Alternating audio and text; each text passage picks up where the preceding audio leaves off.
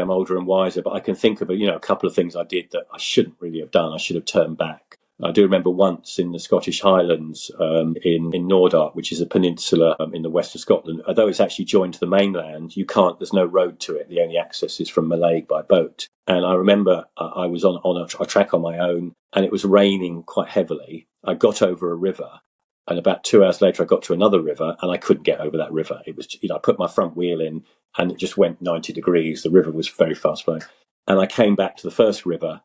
And I really struggled to get over that river.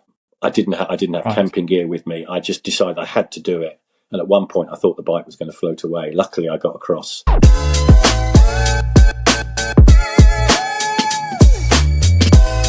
Welcome to Ride Success, the podcast that takes you on a learning journey to a more productive, creative, and active life through the power of the bike. In the podcast, I explore cycling's global trends, community needs, innovative business strategies, and the journeys of remarkable individuals in the world of cycling.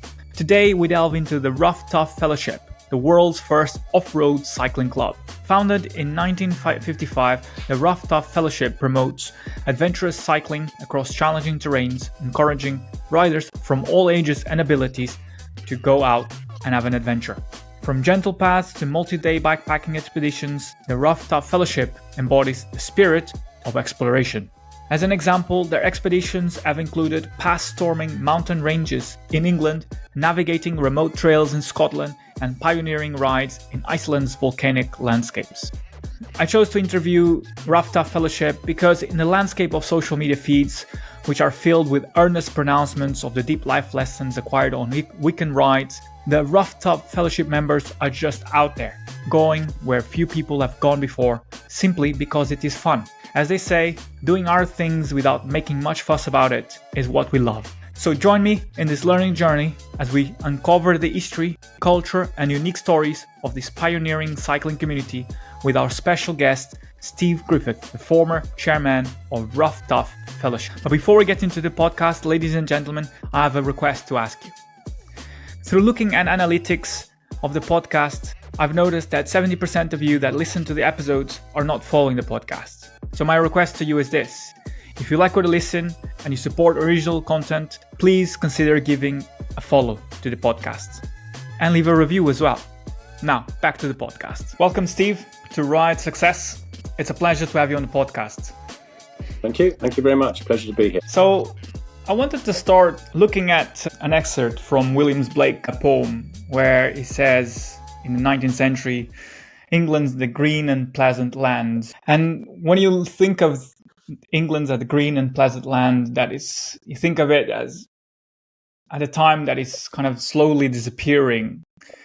And yet, when you look at Rough Tough Fellowship, you see this beautiful land being encapsulated in the adventures that you do. And yet I look at it with a look almost like a fondness, a bit of nostalgia, which is an interesting duality between going off in adventures with a group of friends and just immersing yourself in nature without having to worry about GPS or phone connection. In contrast with today's adventures, perhaps with GPS, phone signal, all the technology possible. So I want to kind of explore that a bit more today and really dig into the stories behind Rough Tough Fellowship. So why don't you start, Steve, by sharing how Rough Tough Fellowship was founded back in 1955.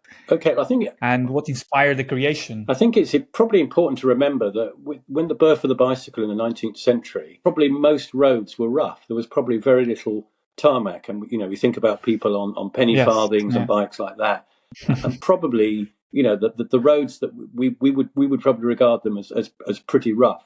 As you say, the Rough Tough Fellowship was founded in 1955, and it calls itself the oldest off-road club, which I think is true.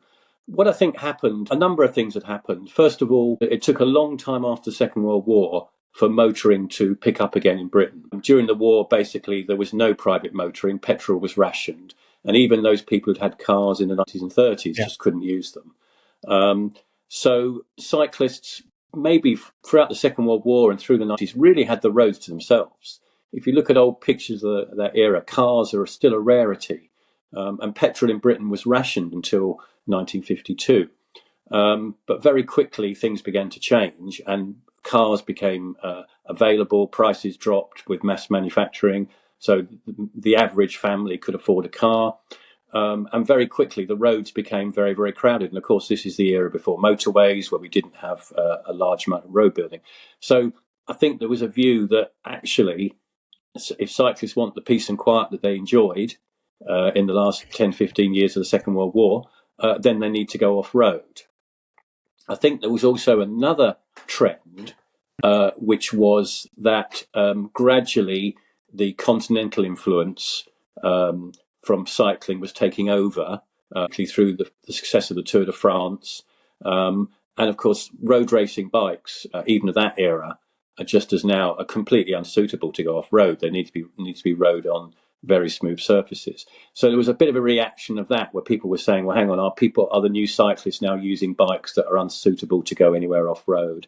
But I think the main impetus was this desire to get away. And although we might not think traffic in the 90s was heavy, it was relatively, probably very, very heavy. Yeah. A bit like during the pandemic, if you remember, the roads were virtually clear. I well remember. Exactly. It's always subjective. Yeah. I well remember in the pandemic going out when you could just go out on the bike during the very strict lockdown in Britain, and going over a bridge by the M25, the motorway that goes around London. And I actually waited. I timed myself. I waited 4 minutes to see a car. And that's quite incredible for anybody who knows that road, which is known as the biggest car park in Europe. So I think those were the initial thing. There had always been cyclists who wanted to seek out adventure and use their bicycle to go, to mountain climbing or get away. But I think that was the main impetus. There probably wasn't the need to go off-road before that period, simply because the traffic was much less. Yeah. There's also, you mentioned about coming off the Second World War, you have people wanting to go out and explore. There's a renewed sense of hope, of freedom, and the shackles of the Second World War are behind, and now there's a kind of new it was also aspiration to go out into the outdoors and explore, reconnect with nature. There was the first national parks were established in Britain, the Lake District and the Peak District, and the first long distance trails, the Pennine Way was the first one. So there was a great desire, particularly for people who suffered during the war, who couldn't travel or had been abroad in the services, to explore the countryside, and that was obviously part of that movement. What is the core people that founded this club? Because looking back at it, you have to have kind of a really peculiar group of people that are really thinking outside of the box. Because people would like to go out and explore, but to form a fellowship. There is also the context in Britain of having a members club where you can go into that. There is that heritage. So is this in that vein of a group of wealthy people perhaps forming a fellowship? I don't know. The main people who formed the club were from the north of England, from Lancaster and Yorkshire. And most of them we would regard as, working in industry, cotton industry, steel industry, the industries. They were all pretty much dedicated cycle tourists. So they did a lot of cycle, either hosteling, bed and breakfast, or camping, depending on their means. So I think that was a tradition. It was certainly no tradition from racing or any other kind of active cycling as a sport. I think initially, there was some exchange in the cycling press, and there was a concern that people were losing knowledge of rough routes that people had ridden for many years, and people were now this information was being lost. And I think initially there was a suggestion that if you had completed what they call blue ribbon routes, the really sort of challenging routes, you might get a badge, or which is again a very English club thing, or you might get some kind of medal or something like that. So there was partly that, but it was seen very much as, if we don't form a club, this part of cycling may well be lost to the new generation. During that time, are you able to go back through the archives and pinpoint the first expeditions or challenges that the initial members of the Rough Tough Fellowship set themselves to? Well, the first in 1955, they set a meeting. Various correspondents in the press, and they said we'll have a meeting at Easter, which is a very traditional time for cycling to start, the season to start. And springtime. They met in Leominster in Herefordshire when they were then frustrated by a rail strike, which meant that people arrived, but they had to cycle all the way from Liverpool and places. I think they decided to establish a magazine to share routes and information. That was seen as very, very important. This route is now good, this route is not good, etc., etc. But I think the first major event was 3 years later in 1958, when 4 Rough Stuff members carried out an expedition across the centre of Iceland. And of course, that was, Iceland, for those who don't know, Iceland, basically, the centre is impenetrable by vehicle. Even now, it's very difficult without very heavy-duty four-wheel drives. You're going across rivers that would need a dinghy to be forded. About a week, I think, the journey. And the group of people who were all in their 20s, I think most of them had come out of national service, had come out of the army, and they set off to do this expedition. And that was seen as, I think they were the first people to actually do by bicycle, and possibly the first people to do this crossing. So it was quite a big event, and it was a very, very challenging. And in fact, one of them, a guy called Dick Phillips, went on to found an Icelandic travel agency where he continued to offer sort of adventure holidays in Iceland. So I think that was seen as the great challenge. The greatest challenge in Britain is always seen as the Scottish Highlands. That's always seen as a challenge. But obviously Iceland, in those days, you couldn't fly to Iceland. It was a 3 or 4 day boat journey in very rough seas. It was a very unknown land. So I think that kind of captured people's imagination. That was probably the big event that people still talk about. Yeah, for sure. I mean, you can. When I think about in 1958, the equipment that they had, having to traverse the volcanic landscape of Iceland in these very basic bicycles with bike racks. Well, I think they all went for one gear. They went for fixed wheel because they thought that was less trouble. They thought that derailleurs or hub gears would break down. So yes, it was pretty challenging. I mean, it probably would, but when I think of it, it sounds a bit like madness. But taking the name of Rough Tough Fellowship to the extreme, let's set a challenge that will get us spoken and will stir the imagination of people in Britain. Yeah, I think that was certainly seen as something. I think probably very, very few people in Britain had ever been to Iceland or even know anything about it. So that was something exceptional. But I think early on there was the 2 people compiled a sort of like a route, a list of a library, I suppose, of classic routes. And there's always been a lot of debate about what is the hardest route and, what is the classic route, like anything really. So I think that was probably very important. But until the internet age, the club's always been very much focused around the magazine. That's always been the thing that links people. There are local groups, but that's always been the key thing. And in reality, the magazine is really there to share information, about people's tours. About routes. Yeah. So, you mentioned until the internet age, and the only form of people to really know about Rough Tough Fellowship was either through the press they received through their expeditions, and also through the sharing of the magazine, the distribution of the magazine. So I'm curious, how did you find out about Rough Tough? Well, I actually became a cyclist almost by accident.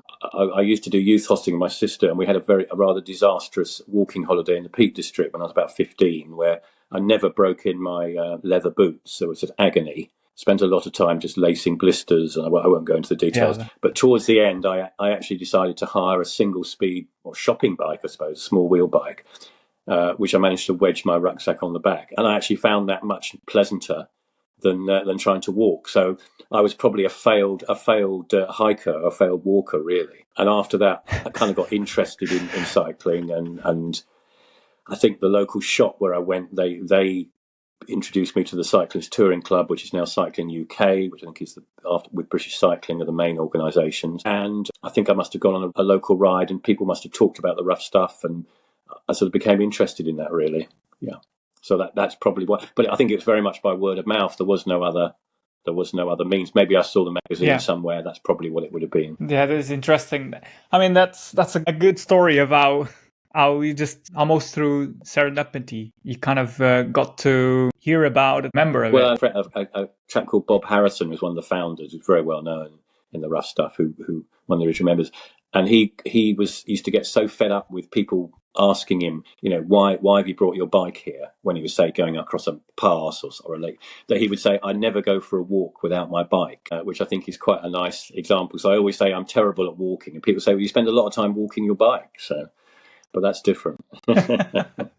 I don't know. From what I've seen through the archives on your social media, on your website, it looks like you do make an effort to go through paths that are barely walkable, yes. And you take a bicycle up there. So maybe that's part of the fun. Maybe that's part of the challenge, taking the bike through these landscapes. Again, I can't remember who said it, but another quite nice quote was, to a dedicated rough stuffer, there is no such thing as a dead end, which I think is quite a nice, although sometimes you do have to turn back. You have to know when to turn back. But I think that's quite a nice quote as well, to sum up the attitude. Yeah. Maybe a river that is too deep to cross. I do think one of the differences, where you need to turn back. Sometimes people say, well, what's the difference between your form of cycling and, say, mountain biking? And obviously we haven't touched on bikes yet, but people do use mountain bikes. Yeah. But I think one of the differences is that we're not bothered about having to carry the bike, maybe, or even just wheel the bike. Whereas for many mountain bikers, that would be a complete anathema. They want to be able to ride everywhere. So we've got, I think that's probably a differentiating attitude, and that's quite difficult to explain to non-cyclists. I sometimes say to people, well, it's hard to enjoy the bog orchid when you just squashed it with your tires, because you were concentrating on trying to balance rather than look at the scenery. But that may be a bit of an unfair view. But I think that's probably, if you said to me what's unique about us, I would say we're not worried about walking at some point. That's not it's not seen as a sort of a negative thing in some way. Yeah, that's very well put.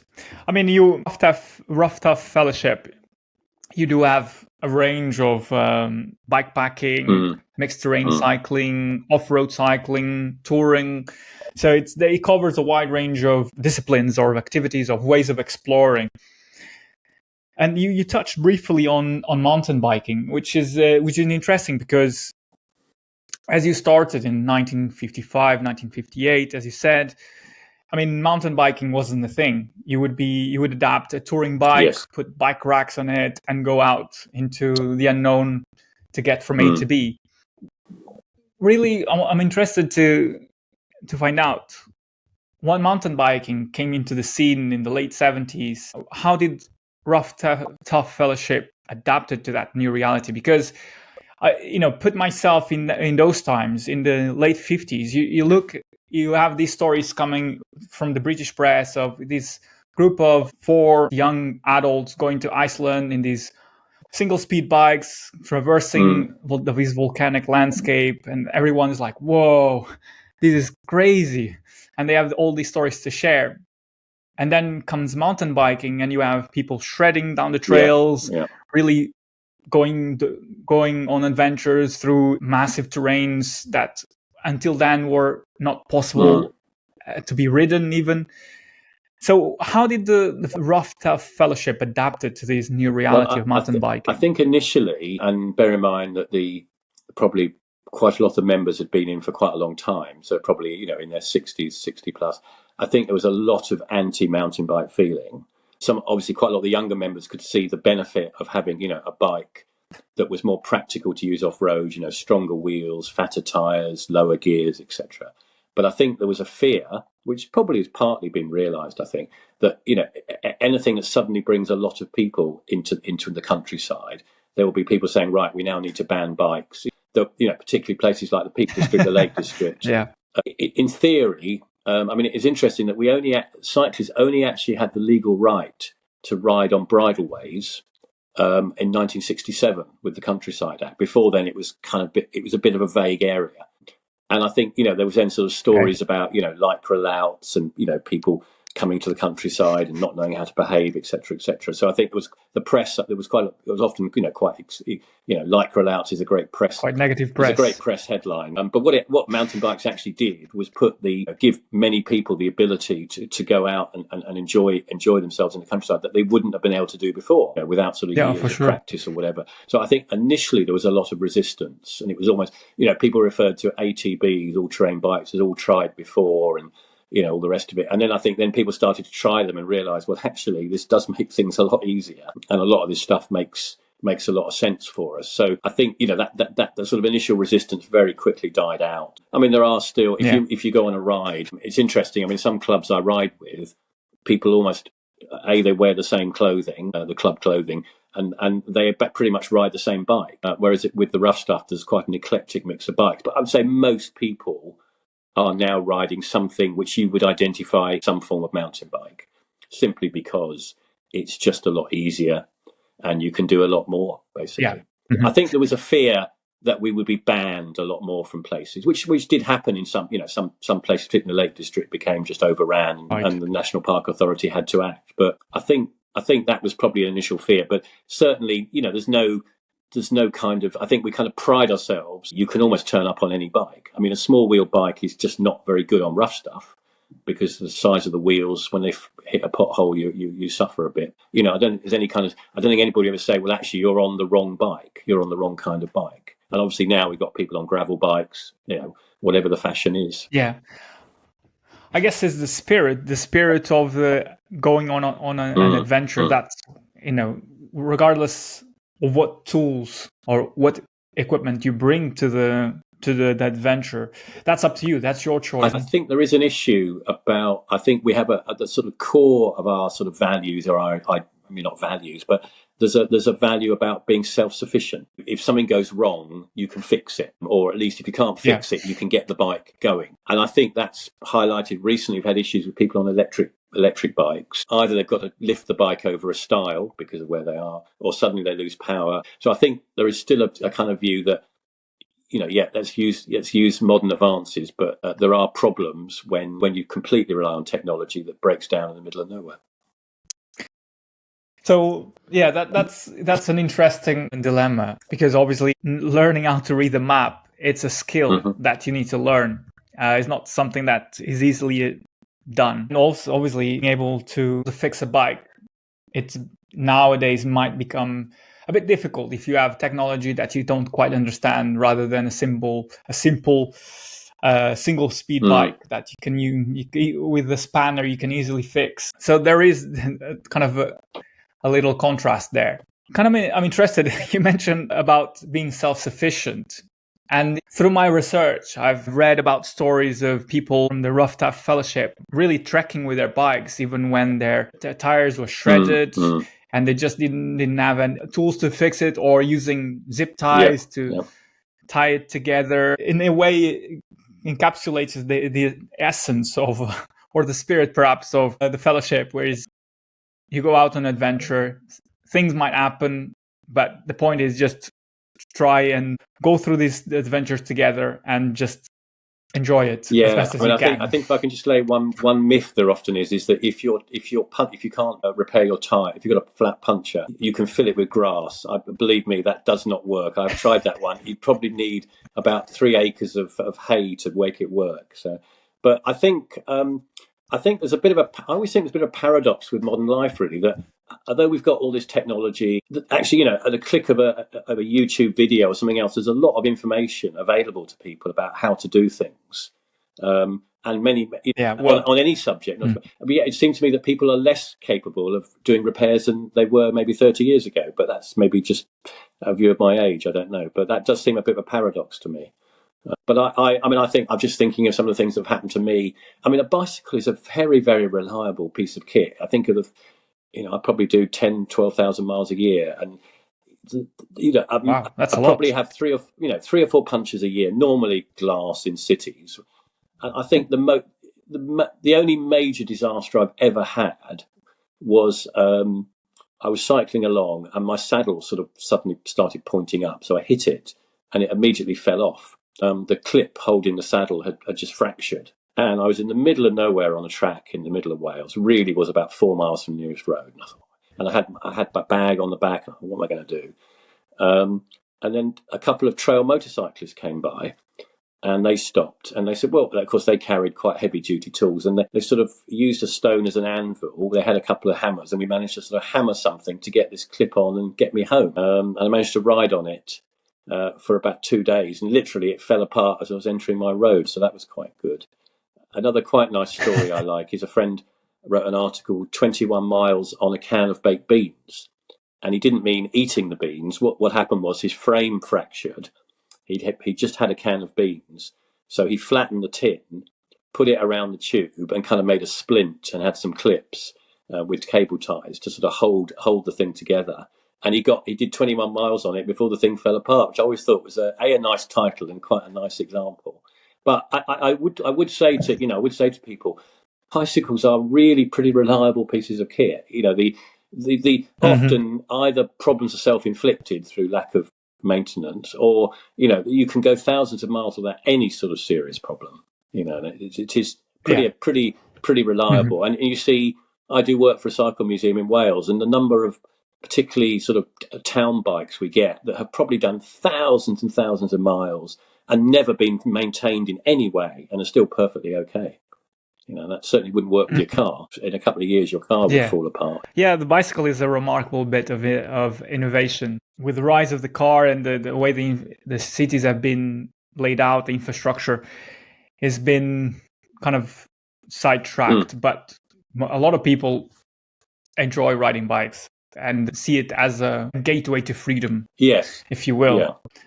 I mean, you talked in the beginning about Blake and the green and pleasant land. And I think, as industrialisation advanced, as people lived further and further from the cities, there was more and more desire to get out. And I think that was probably you said that was a bit of a paradox, but I think in a way that was probably more necessary because people were then further separated from green spaces. And I think that's why the rough stuff partly started in northern industrial cities in Britain, because they were probably the very polluted. They were the places that probably furthest from that green and pleasant land. Yeah, that makes complete sense. Getting away from the grey, the dark, and getting to the countryside, which would not be very far. I think it's interesting. We quite often have this conversation amongst ourselves, as a little group of us, about where is the best and the worst place for a cyclist to live in Britain.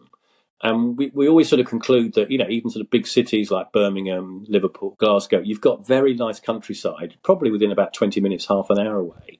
And we kind of concluded that the worst place to live would be somewhere right down sort of Land's End or in northeast Kent, where you're surrounded by water on three sides and got very little scope for riding. But I think, there are very, very few. I mean, I've lived in London most of my life, and I'm in the suburbs, but I can get out into countryside within about 20 minutes, half an hour, quite easily. And countryside that people just don't know because they just go straight past it. So I do think, we're very lucky in this country. We don't tend to have that sort of, often you get in America, that endless urban sprawl, that goes on for miles and miles and miles. And it's very difficult to understand where the town finishes and the country begins.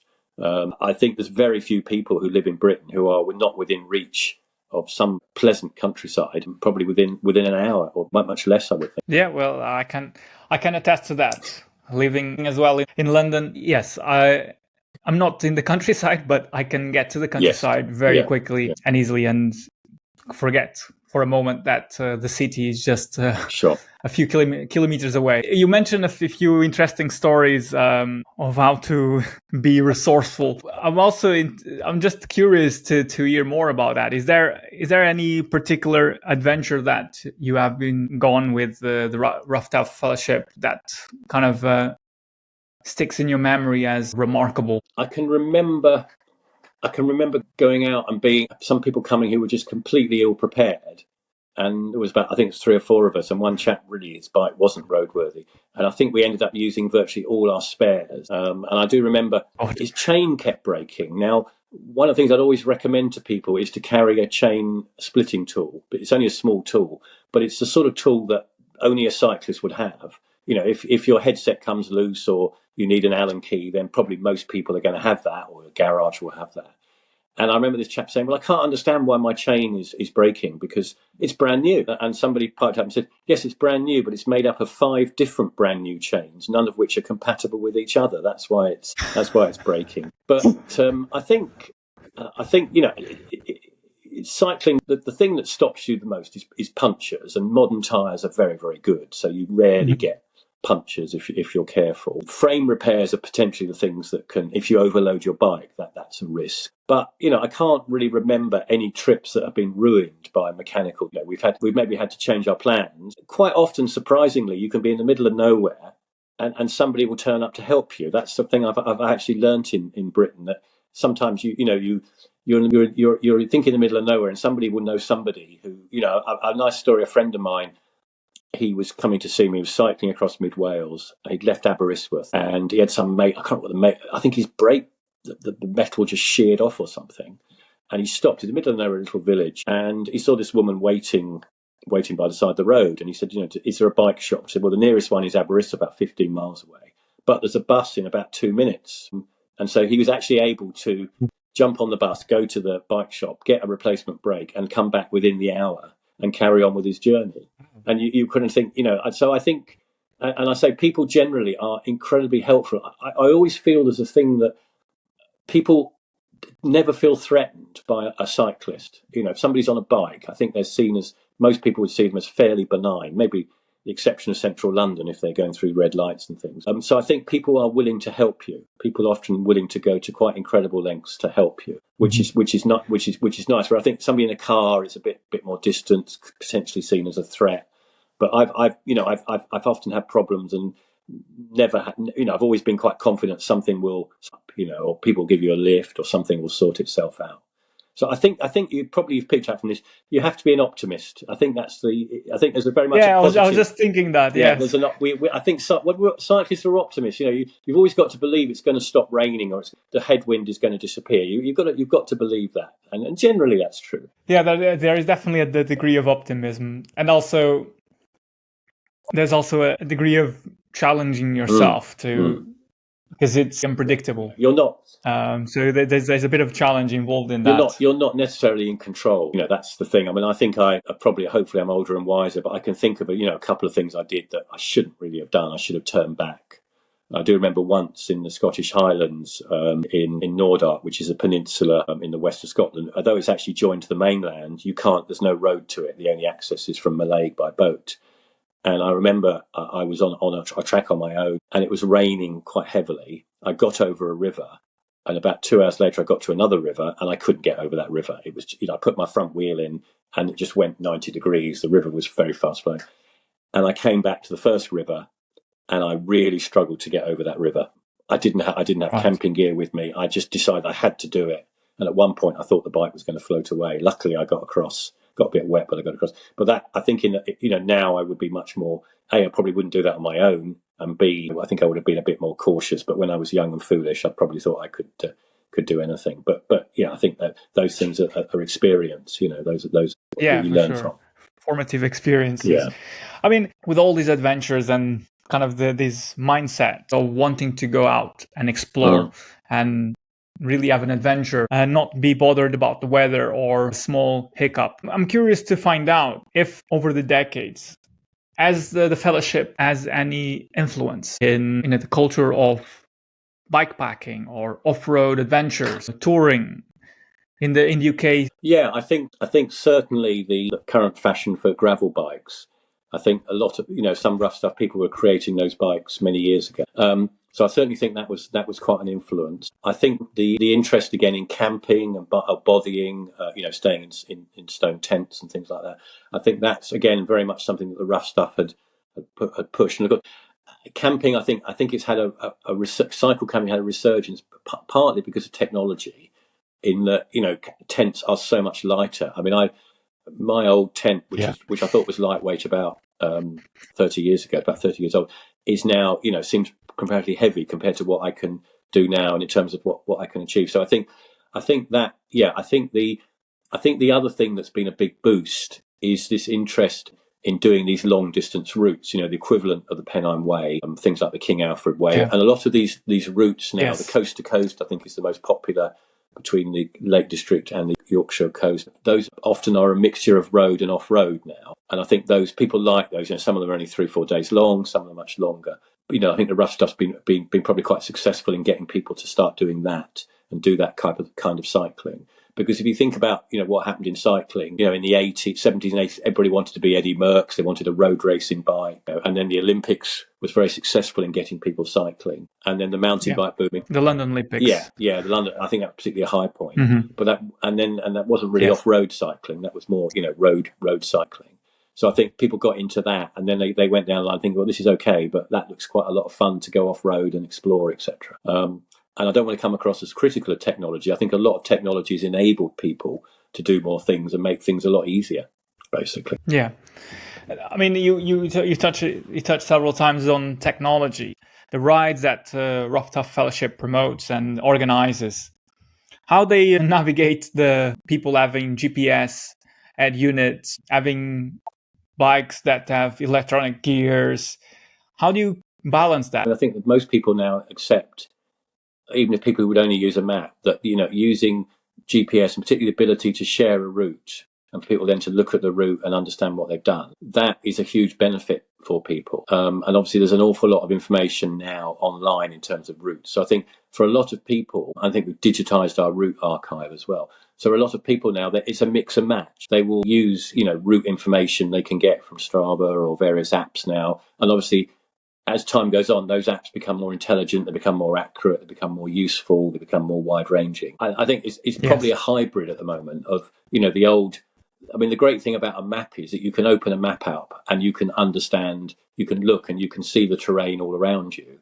The problem I always find with using Garmin or something like that is that it's very difficult to see on the screen the sort of panorama. You can only really see what's around you. But I would say, I think people are pretty open to sharing files and using that technology. I think it probably can be summed up as a hybrid. So how does Rough Tough Fellowship compare now to what was before? Is it still preserve the same essence? How does he encourage new people to come into the fellowship? There's a bi-monthly magazine which is now available online as well. I think that's probably the thing that binds the fellowship together. There's a website. I think we can claim to be one of the very first cycling organisations in Britain to have a website, and that's being used more and more for organising rides, and there's Facebook groups. See, one of the problems you have in the traditional approach is if a magazine only comes out every 2 months, you've probably got to announce your rides 3 months in advance with publication dates, which is very inflexible. So the big difference is the use of the website. The big event in recent years, which created a huge amount of interest in the rough stuff and led to, I think, the biggest increase in membership ever had, is our archivist, a guy called Mark Hudson. He produced 2 books of old photos, basically old slides. I'm not sure if you've seen these, the Rough Stuff Archive. Yeah. I have seen. Just to explain, the tradition in British cycling clubs that people took slide photography because that was better than prints in the 50s and 60s and before. And then in the winter, they would show them at cycling clubs. Might be themes like Scottish Holiday or whatever. Quite a few of these older members had passed away, and they left these huge slide collections. When I say huge, I mean maybe some of them had 10,000 slides. You may think you've got a lot of photos on your phone, but you can imagine the weight and the size of 10,000. And Mark very painstakingly went through them and produced 2 books now, which have been very, very successful, of photos, including things like the Iceland expedition, but also things like, people's everyday, people meeting up, everyday rides. So it's quite a sort of social history document, really, in terms of what people wore, the kind of bikes they rode, where they went, etc., etc. And those books were very, very successful in getting people, beyond the normal remit, it really interested in, and were produced, large format hardback. But they've been very, very successful. They led to a huge increase in membership, probably by about a third again, I think. So I think that was, all credit to Mark for doing that. And I think that kind of stimulated a lot of interest in what people are doing. And then people saying, well, actually, you can still do the same thing.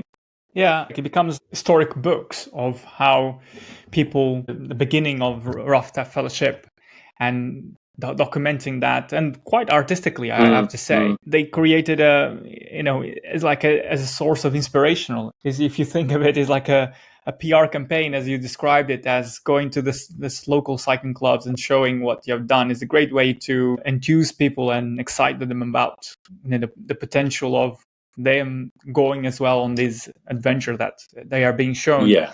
And that's kind of is the early days of what it now looks like social media, people posting about their adventures, sharing what they have been doing on the weekends. So people feel inspired as well. They want to recreate that or want to have something that is similar to that. So as you mentioned, there was a considerable intake after those books were published. So do people coming in new to the fellowship are able to just to take on their own adventures, organize their own events, and I think document them? So, I mean, for example, we know when the fellowship is doing well, when people contact us, say we'd like to set up a local group, and that might just be a few friends initially. Mm-hmm. And I think, particularly this idea that, you haven't got to go to the Scottish Highlands or the Welsh mountains to enjoy rough stuff. You can do it in southern England, you can do it anywhere in Britain, basically. Exactly, yeah. So, I think that's quite a good sign. And I said local groups move around, and I think that's a good thing as well. That traditionally the heartland has been Lancashire, Yorkshire, but we've got groups all across the southwest and southern England as well. And I think when new people come, particularly if they've been inspired by the book, I think they often say things like, "Oh, it's just like out for a day." Say, "What do you think?" "Oh, it's just like the book, isn't it? You're still doing exactly the same thing." It's probably true. Yeah. Yeah, there is something about the Rough Tough Fellowship, which is doing hard things, but at the same time, you don't really seem to make too much fuss about it. Yeah, I think that's possibly a very. Is that changing? I think with social media. I think that's maybe a little bit, but I think there's a very sort of British character trait that you kind of do things and you almost kind of underplay them. Well, I sort of just conquered Everest at the weekend, sort of thing, as if it's just an ordinary thing to do. I think there's certainly, I think, a bit of a people a bit down on people sort of boasting. I've done this, I've done that. But I think the challenge is more about a personal challenge for people. I think we're not a tough stuff fellowship. You haven't got to be sort of macho and super fit to enjoy it. I think that's one of the great things about cycling, any kind of cycling. You can do it to whatever degree suits you. You haven't got to be an athlete to enjoy it. So I think there is an element of that. That's correct. And I think the other thing is cycling is excellent at combining yourself with many other hobbies that people have, whether that's photography, obviously a lot of photographers in the club, or even interest in nature, in the architecture or whatever, or history. Those kind of things are ideal. I mean, some people have very successfully used the bike to go to a Scottish Munro, which was quite remote, and then continue on foot to conquer the Munro. So people have combined it with that kind of thing. I mean, you do get on social media, I guess, on the rough stuff, Facebook and things, anywhere else, people almost sort of competing, look what I've done, sort of thing. But the problem is, if you sort of boast about it, you'll probably find that somebody's done it much better than you and many years before. But there obviously the element of that. There's always been that kind of interest. There's always been an element of competition. Exactly. Yeah. Very good. Very good. So from a personal perspective, what advice do you have for people for any people of any fitness that look at cycling, at riding bikes, and see the adventures that Rough Tough Fellowship goes on or organizes, and they think, well, I don't know if this is for me. What would you say? What would you say to them? I think I would say you'd probably surprise yourself. You can do far more than you'd probably think.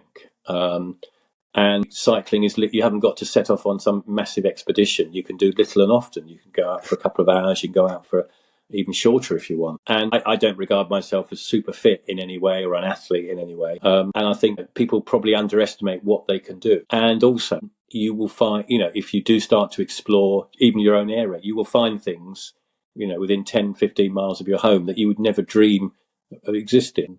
And I'm still doing that, We were in Worcestershire a couple of weeks ago, and a guy said, "Oh, do you know this secret waterfall?" And he took us just off the road down a little path, and I think it had been clay mining, maybe for brickworks, and it was a really impressive little valley that I've been past many, many times and never realised there was anything down there. And Britain is full of those little things that people can explore and find out. And believe me, cycling is a lot easier than walking, as I found out many years ago. That is true.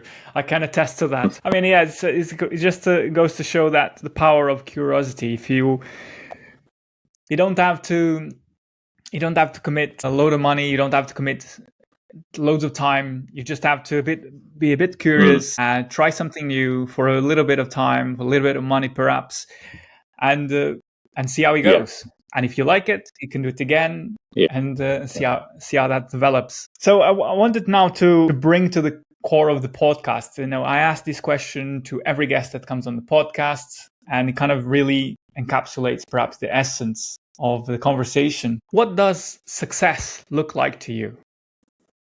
I think success is continuing with the tradition, the good parts of tradition that we've got, and sharing the information and having new people come in and enjoying, and having their eyes opened, if you like. I think that's success. There's a great pleasure in actually introducing people to a route or an area or an activity. And then they suddenly realise, God, this is really, really good. I can really enjoy it. It's a mixture of bringing forward the tradition. Things will change, the membership will change, but it's drawing on that tradition, drawing on that knowledge. The sort of wonderful photos in the books that inspired so many people, but then being able to have a new people come in, do it there slightly differently, and add, initially contribute as well. I think that's success for us. Very good. And on a personal note, what is success for you? I think success is being able to enjoy what I do. It's not one of these hobbies I think you can ever say you've done it all. But I think with cycling, and particularly off-road cycling, I don't think anybody could ever say, well, actually, I've done every bit of off-road cycling there is in Britain or wherever. So for me, it's just being able to carry on exploring. As I get older, I might not be able to do what I used to do when I was younger, but I don't think that really matters. It's more about attitude and just being positive and just being open to new experiences and being open to listen to other people. I think that's quite important. Not dismissing somebody because they're on a bike you don't really agree with, or they've not done something or whatever. So I think that's the key thing for me, is being able to carry on doing this and doing what I want to do as long as I can. That's very true. It's just being able to be open about new disciplines, but also still remain excited about the possibilities of going out and explore without feeling restricted. Yeah, that's true.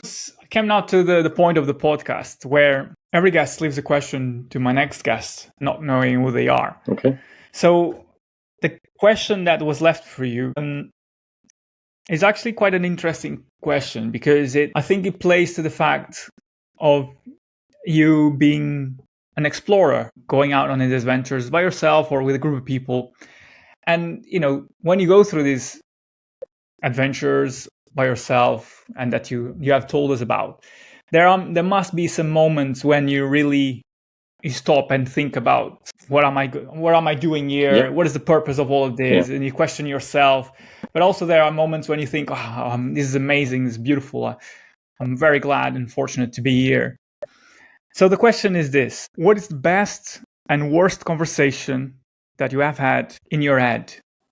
Okay, that's a very good question. I think one of the best conversations was, I think, when I was studying for exam, some professional exam, and I would go out the day early in the morning and do some tracks, and that it kind of enabled me to, I guess, probably because oxygen is flowing through your body much quicker. But I certainly had very good, things that I was kind of worried about for the exam. I suddenly kind of thought, well, I know that, or I must be okay on that. So that was a kind of, I had a conversation with myself. Probably I was mentally revising as I was going along. And I probably had a conversation with myself about, am I going to do well in this exam or not? And I was sort of went in with the attitude that I was going to do well. So I think that's probably the best conversation. I think the most negative, one of the most negative conversations, I was somewhere in Scotland, and I don't know what happened, but I lost my waterproof. It must have not packed it properly on the back of the bike, and it fell off. And of course, it started raining very, very heavily. And I was in the middle of nowhere, heavy rain, you couldn't really see. And I was really sort of thinking to myself, I do not want to be here. What do I do? And then I must have come across a barn or something, and it was like a sort of cape or something. Somebody discarded something, which although it wasn't Gore-Tex or anything like that, it was probably just a piece of plastic. My spirit suddenly rose that I wasn't actually going to be completely saturated. It was probably completely impractical. So yeah, you can have the highs, and you certainly can have highs and lows with cycling. certainly can. But generally, for sure, it changes very quickly. That's a good thing. Yeah. Well, and you, as you said, you are an optimistic, so that you kind of need to have that optimistic mindset. Yeah, I suppose when to look at the bright side of. When you're in that position, you actually blame yourself. You're really angry with yourself. You think, how can you be so stupid, etc., etc. Of course, so That's probably the worst. There is the. Yeah. Mm-hmm.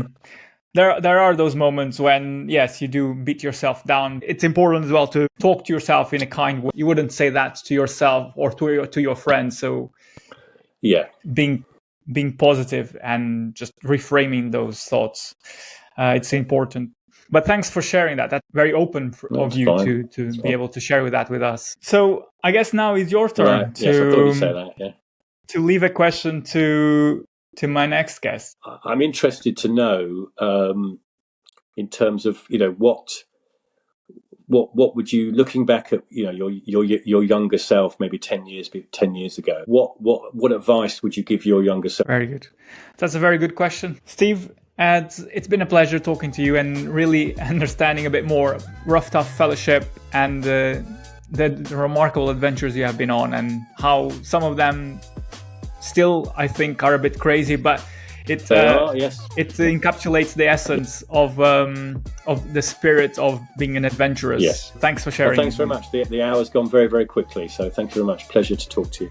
Thank you for joining us in this journey into the Rough Tough Fellowship. I hope Steve's story has ignited your sense of exploration. Steve's passion for off-road cycling and his openness in sharing the history and adventures of the fellowship have truly highlighted the spirit of this unique community. From mountain passes to remote trails, the Rough Tough Fellowship continues to inspire people to embrace adventure in the great outdoors. If you liked what you listened to, please consider giving a follow, rate the show, and leave us a review. It helps me continue to bring you original content. If you want to follow me, go to LinkedIn and type Pedro Couto Lopez. You'll find me on LinkedIn. And make sure to tune in to next week's episode, where Steve's question will be answered by my next guest. Until the next time, keep riding towards your own success and embracing the journey, wherever it may lead.